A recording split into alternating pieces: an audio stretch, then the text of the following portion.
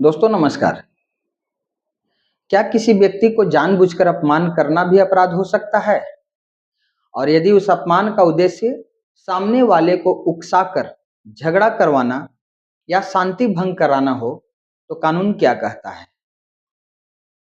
दोस्तों, मैं अधिवक्ता राजेश सोनी आज इसी बात की चर्चा करेंगे और हम जानेंगे कि भारतीय न्याय संहिता की धारा 352 ये क्या कहती है।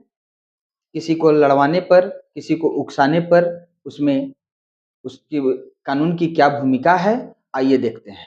सबसे पहले देखते हैं कि धारा 352 बीएनएस ये जो है पहले के आईपीसी की धारा 504 के समतुल्य है। यह जो है धारा, इस धारा के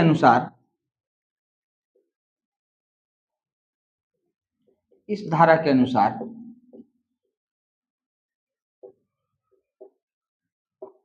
क्या है, यदि कोई व्यक्ति किसी अन्य व्यक्ति को जानबूझकर अपमान करता है और उसका उद्देश्य या जानकारी यह हो कि इस अपमान से वह व्यक्ति लोक शांति भंग कर सकता है या कोई अन्य अपराध कर सकता है, तो यह अपराध माना जाएगा। इसको हम सरल शब्दों में समझते हैं कि यदि कोई व्यक्ति किसी को जानबूझ करके अपमान करता है, एक व्यक्ति ए है और एक व्यक्ति बी है। ए ने बी को गाली दी, ऐसा समझिए, तो ए ने बी का अपमान किया, बी अपमानित हुआ और ए ने अपमान किया, और यह अपमान जानबूझ करके किया गया। देखिए, भारतीय कानून में इंटेंशन मतलब इरादा, मतलब जानबूझकर, यह एक बहुत बड़ा अहमियत रखता है। तो इसमें जो है, यदि ए ने बी को जानबूझ करके अपमान किया, जानबूझकर,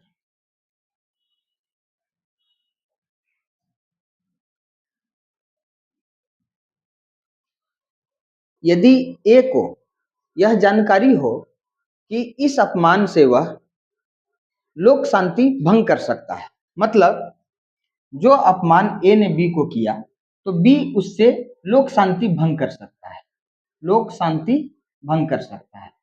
लोक शांति भंग कैसे करेगा, इसको देख लेते हैं। स्वाभाविक है कि ए ने बी को गाली देकर के उकसाया, अब तो बी झगड़ा करेगा ऐसे, तो इससे क्या होगा, लोक शांति भंग होगा, राइट।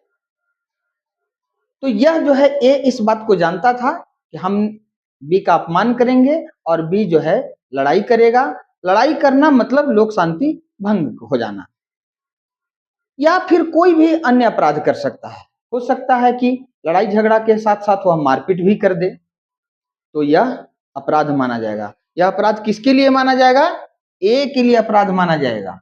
ए के लिए अपराध माना जाएगा क्योंकि ए ने जानबूझ करके बी को उकसाया और उकसा करके लड़ाई किया, लड़ाई में लोक शांति भंग हुआ, और इस प्रकार से जो है यह ए के लिए अपराध माना जाएगा। इस धारा के आवश्यक तत्व यह है कि इस अपराध को सिद्ध करने के लिए सामान्यतः निम्न बातें महत्वपूर्ण होती हैं। सबसे पहली बात है कि अपमान जानबूझकर किया गया हो, नंबर 1 पर यही है। आइए इसको एक एक करके देख लेते हैं। 4 बिंदुएं हैं। पहला, इस अपराध को जानबूझ करके, मतलब अपमान जानबूझकर किया गया हो, अपमान जानबूझकर किया गया हो।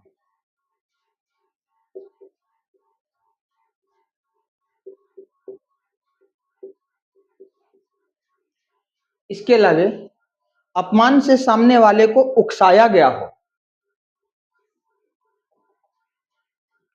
अपमान से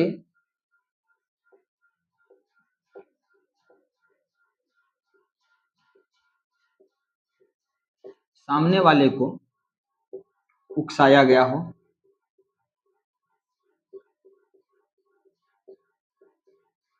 दो बातें हुई।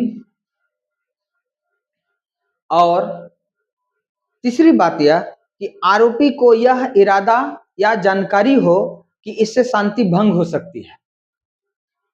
तीसरा, आरोपी यह जानता हो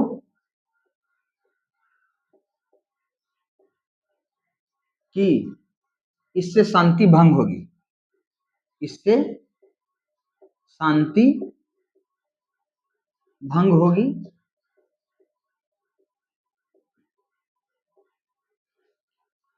इसके अतिरिक्त कि इसी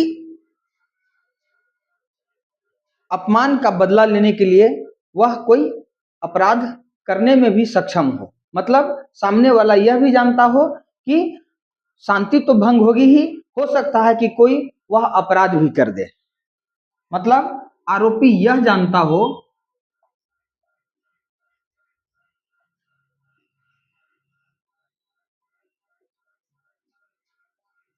कि इससे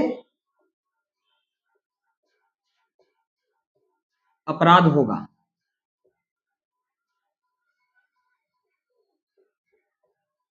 अगर यह चार बात तथ्यात्मक बात सत्य हो तो यह इस धारा के आवश्यक तत्व के अंतर्गत आएगा। अब सजा क्या है ये देख लेते हैं।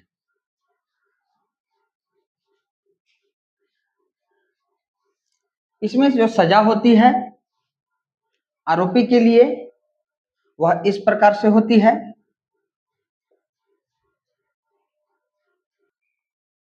2 वर्ष तक की कारावास और जुर्माना या तो फिर दोनों।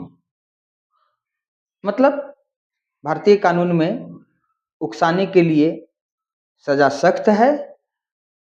जैसे इसको हम इस प्रकार से देख लेते हैं कि मान लीजिए कोई व्यक्ति सार्वजनिक स्थान पर किसी दूसरे व्यक्ति को जानबूझकर के अपमान करता है और उसे मारपीट या झगड़ा करने के लिए उकसाता है। यदि उसका उद्देश्य शांति भंग करवाना हो या इसका अंदेशा भी हो तो उसके विरुद्ध 352 बीएनएस की धारा लगेगी और उसके तहत कार्रवाई होगी। महत्वपूर्ण बात यह है कि हर अपमान धारा 352 के अंतर्गत अपराध नहीं बनता। अभियोजन पक्ष को यह भी दिखाना होता है कि अपमान जानबूझकर किया गया था और उसका उद्देश्य या संभावित परिणाम शांति भंग कराना या किसी अन्य अपराध के लिए उकसाना था। इसका अंतिम निर्णय मामले के तथ्यों और साक्ष्यों के आधार पर न्यायालय करता है।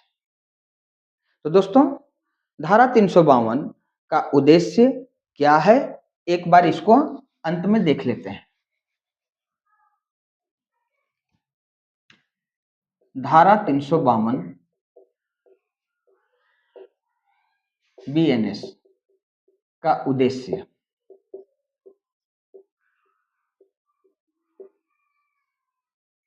इसका उद्देश्य है, पहला उद्देश्य है समाज में शांति और कानून व्यवस्था बनाए रखना। समाज में शांति और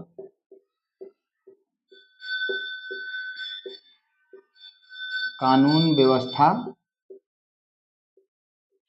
बनाए रखना।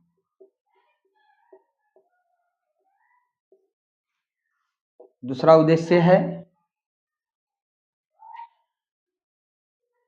कि किसी भी प्रकार का दो पक्षों में वाद विवाद उत्पन्न न हो और लोग बस ठीक है, 1 मिनट।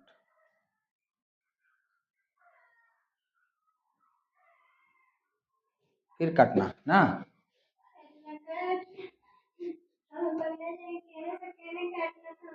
हम बता देंगे ना, पढ़े देखें तब जब पता चलेगा। तो दोस्तों, इसका उद्देश्य है कि समाज में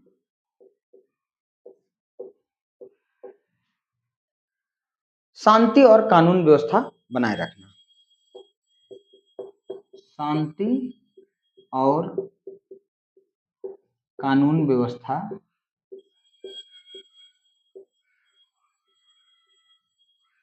बनाए रखना।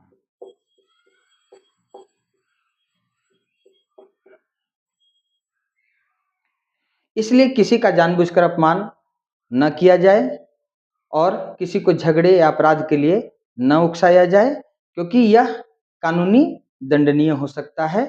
धन्यवाद।